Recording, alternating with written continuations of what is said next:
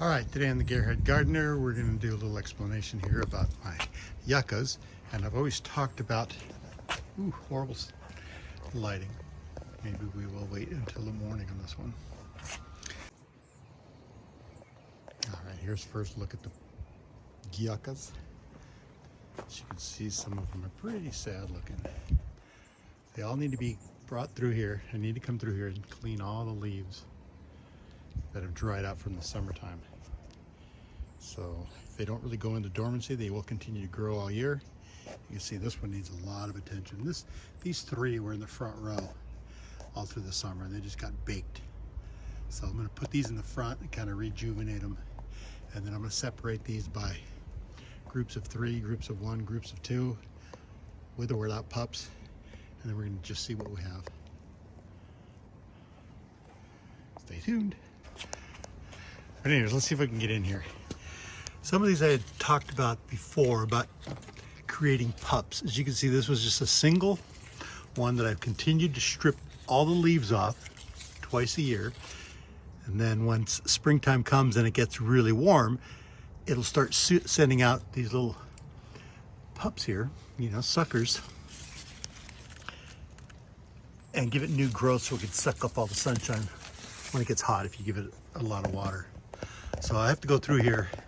It is fall and it's time for me to get in here and clean all of these dead leaves up.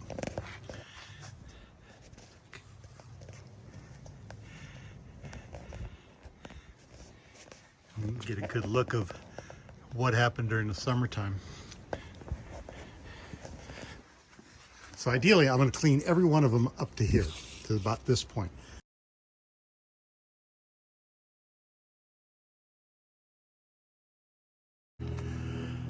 All right, off camera in the sun, as you can see, I've been stripping the leaves off of some of these. This is about where I want to get them. You can see all of this new white stuff is where I've taken the leaves off today. And what it'll do, it'll harden over and give it some height, and it'll force more growth out of the top. On these single ones, here's one that has low soil, and you can see the footprint it's leaving. The variety is elephant types because the bottom of them literally look like elephant feet. There's another one. And you can see how small these are.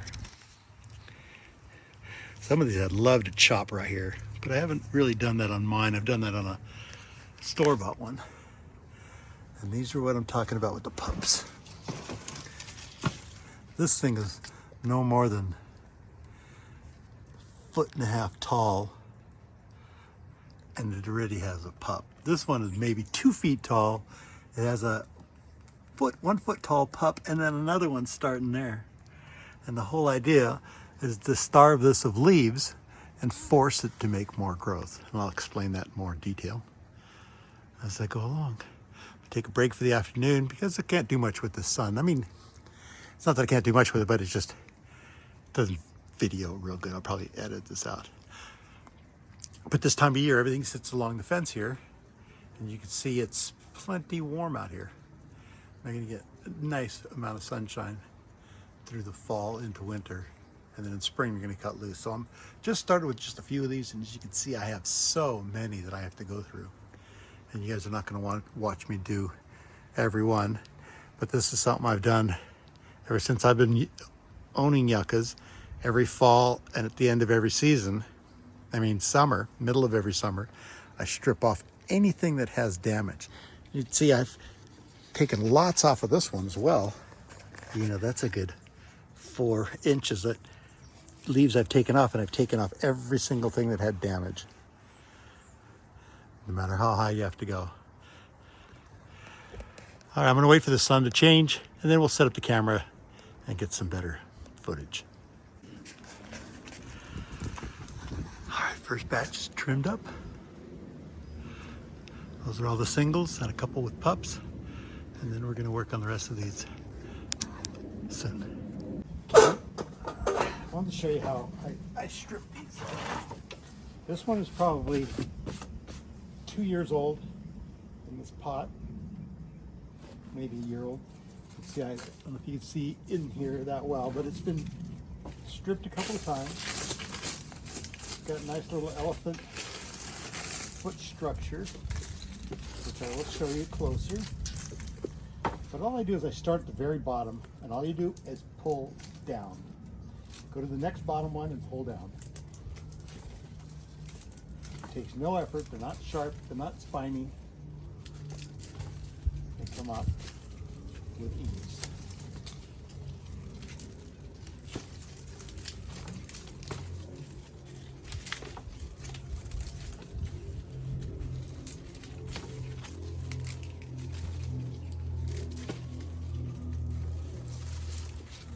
I just have lots of damage up here. I might not be able to get all of this off. I might be just leaving this one with just a couple. But if you make it too thin down here, this top piece will break right off. But then on the good note, you're gonna force it to branch off into other directions. This one's actually pretty sloppy.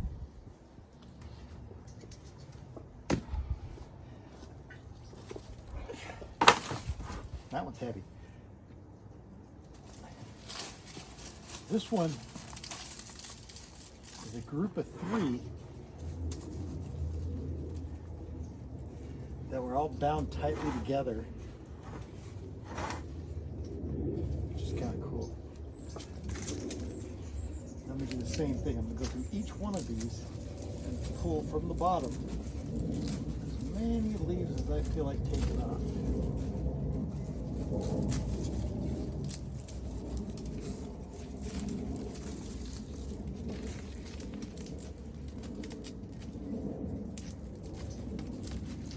As long as you go straight down, you will not damage anything.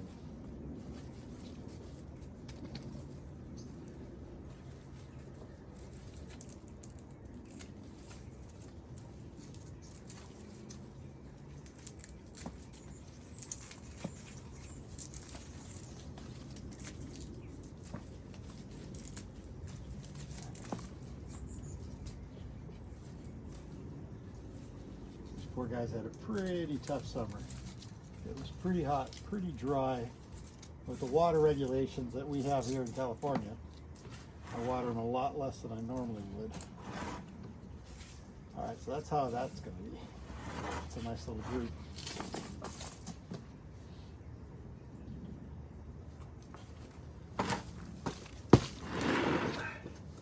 Here's another one. Got pretty tired. It got pretty burnt during the summer, so we're going to go ahead and clean this one up as well. All the leaves in here from the orange tree. And same thing, we're going to start at the bottom, and we are going to work our way up.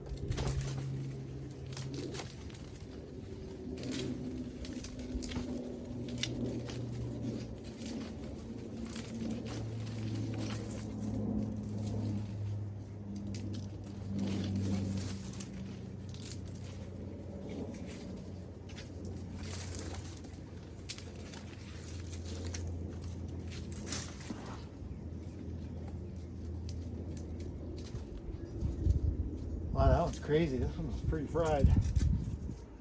All right, you guys get the idea. Got a lot to do. Got a lot more to finish.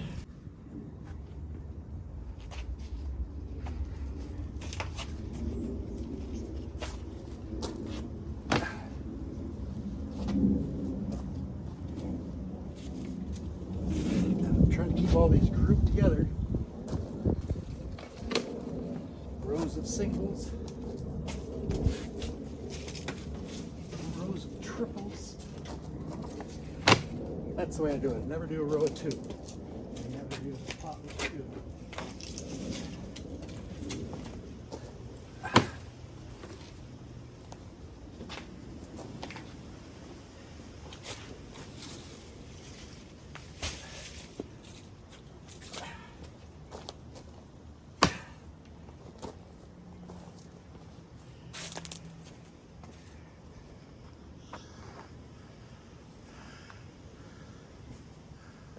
Here's another single with a nice sized pup. And it had another baby pup here, but we lost that one maybe in the heat. All right, same thing. Peel from the bottom.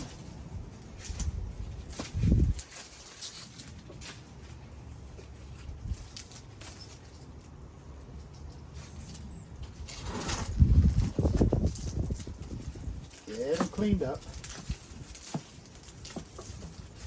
Try and do this twice a year. Try to do it right before winter and right before summer.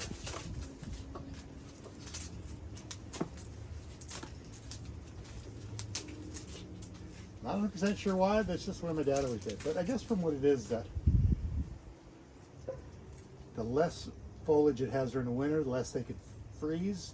And same thing, the less during the summer, the less they could burn, and they will force themselves to grow more rapidly. All right, that one's cleaned up.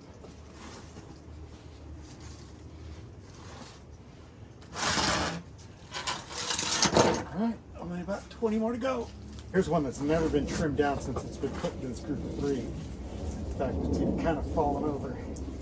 So we'll see what this one looks like after it's cleaned up.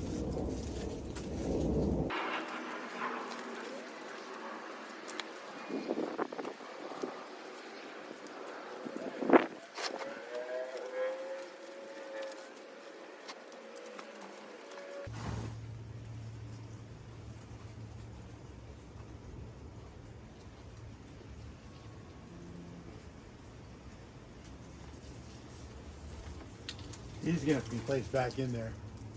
That's great. Look at that.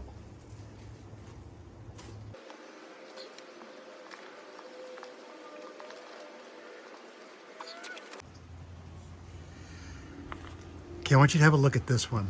I'll post some pictures of some of these stumps. Remember, I cut this one because I thought it was so interesting and I said I was going to keep it for myself. And this one here, it had some cool movement, so I wanted to keep an eye on this one. So I planted these 3 together, and up in the corner I'll post some pictures of what they look like. But they're doing nicely. And this one has even grown a pup just since I put it into this soil last year. Pretty cool.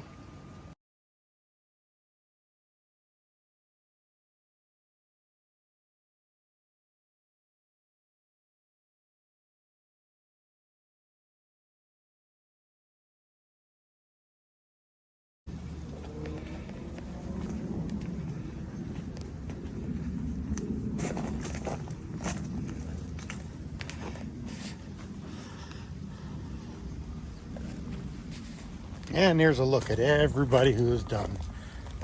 Everybody's grouped together, everybody's cleaned up, and good to go.